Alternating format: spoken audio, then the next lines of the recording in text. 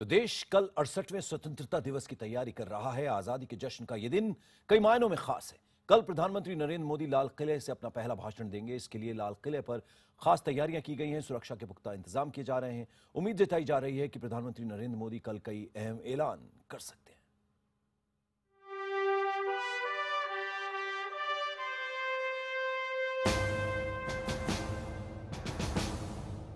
लाल किला सज रहा है।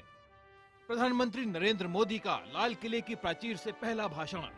इस बार ऐतिहासिक चांदनी चौक को भी जैसे आजादी मिल गई। हर बार सुरक्षा के नाम पर चांदनी चौक के लोगों को अपने घरों में कैद कर दिया जाता था, लेकिन इस बार बेड़ियां टूट रही हैं। उन्हें मोदी के भाषण का खास न्योता आया है। किसी को कोई टेंशन नहीं है, आराम से घूम रहे हैं। पिछले साल आज के दिन इस तरफ आना, इस तरफ खड़े न होने के लिए हम लोग को जगह नहीं थी। बहुत अच्छा बंदोबस्त है। अब की बार तो टीवी स्क्रीन भी लगाई है इन्होंने, तो बहुत अच्छा है, जबरदस्त है। सभी तरह की व्यवस्थाएं भी हैं और सुरक्षा का भी बहुत अच्छा इंतजाम है।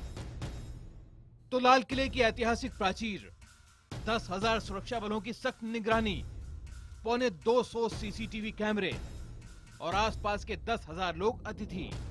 सूत्रों के मुताबिक मुमकिन है पहली बार लाल किले के प्राचीर से प्रधानमंत्री लिखा हुआ भाषण न पढ़ें। ये संबोधन सीधा संवाद होगा।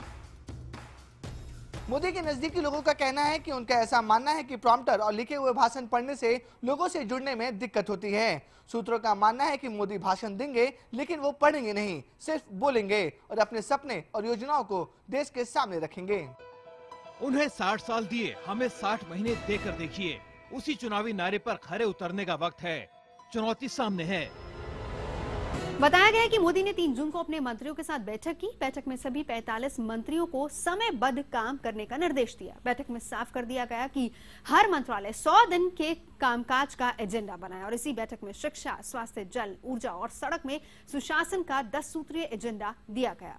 अलग अलग मंत्रालयों के आला अफसरों से कार्य योजना मांगी गई। यूपीए सरकार की गलतियां पता करने और उन्हें न दोहराने की ताकीद की गई। प्रधानमंत्री नरेंद्र मोदी पर पूरे देश की निगाहें लगी हैं। अपने शासन के 2 महीनों में उन्होंने कई अहम फैसले लिए, कई मोर्चों पर कड़े कदम उठाने के वादे किए। देखिए मोदी के वादों इरादों पर यह खास रिपोर्ट। हम कई वर्षों से सुन रहे हैं 21वीं सदी आ रही है, 21वीं सदी आ रही है। आ गई, पहला दशक चला गया। क्या हुआ? जब अटल बिहारी वाजपेयी लाल कृष्ण आडवाणी के शासनकाल था, उस समय देश पूरे विश्व में हिंदुस्तानियों के मन में एक भाव जगा था कि अब देश चल पड़ा है, अब देश उठ खड़ा हुआ है, अब हम 21वीं सदी में नई ऊंचाइयों को पार करेंगे।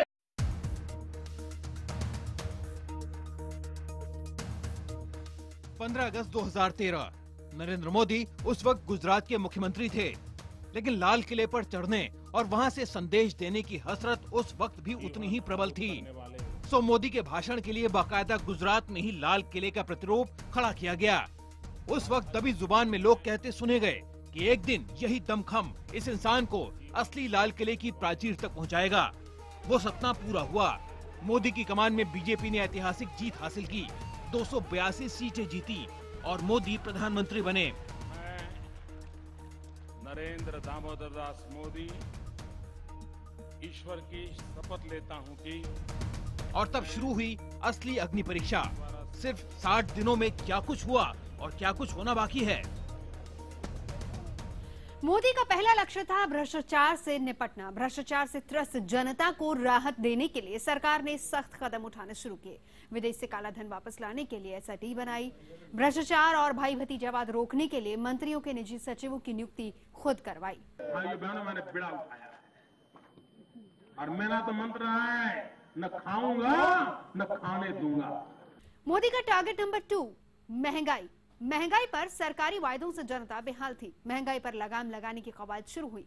मोदी सरकार ने साफ किया कि कालाबाजारी करने वालों को जमानत नहीं मिलेगी, लेकिन महंगे प्याज ने जनता के आंसू निकाले। खुद टमाटर के ऊंचे दाम ने भी जनता को लाल कर दिया। मोदी सरकार का टारगेट नंबर 3 था, टैक्स के बोझ तले झुका आम आदमी। टैक्स का बोझ घटाने के लिए मोदी सरकार ने आयकर छूट की सीमा 50,000 बढ़ा दी। घर कर्ज के ब्याज में छूट की सीमा 1.5 लाख से बढ़ाकर 2 लाख रुपए कर दी गई। HEC के तहत बचत की सीमा भी 1 लाख से बढ़ाकर 1.5 लाख रुपए कर दी। मोदी सरकार का टारगेट नंबर 4 था समाज में बढ़ता अपराध और महिला सुरक्षा। नाबालिग अपराधी को कानून का कवच हासिल था। चाहे जितना ही संगीन अपराध क्यों न करे नाबालिग, उसे सख्त सजा नहीं दी जा सकती थी। लेकिन मोदी सरकार ने नाबालिगों के अपराध की गंभीरता को देखते हुए उसे नाबालिग या बालिग मारने का अधिकार किशोर न्याय परिषद को दे दिया। यानी कि अब अगर कोई बलात्कारी या फिर हत्यारा नाबालिग भी होता है तो यह परिषद उस पर बालिग समाज मुकदमा चलाने की इजाजत दे सकती है। मोदी सरकार का टारगेट नंबर 5 दोस्ती की पड़ोस नीति और पाकिस्तान पर दबाव।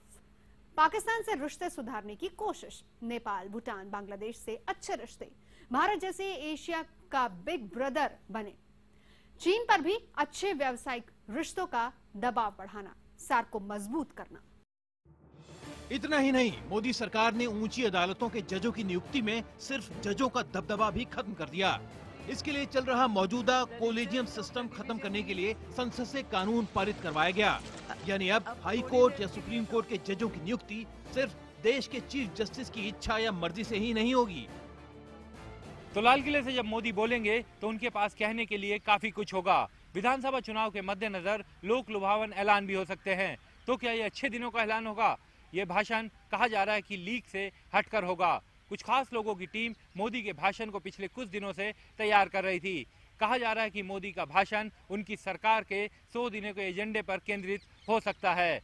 ये है मोदी का ड्रीम इंडिया।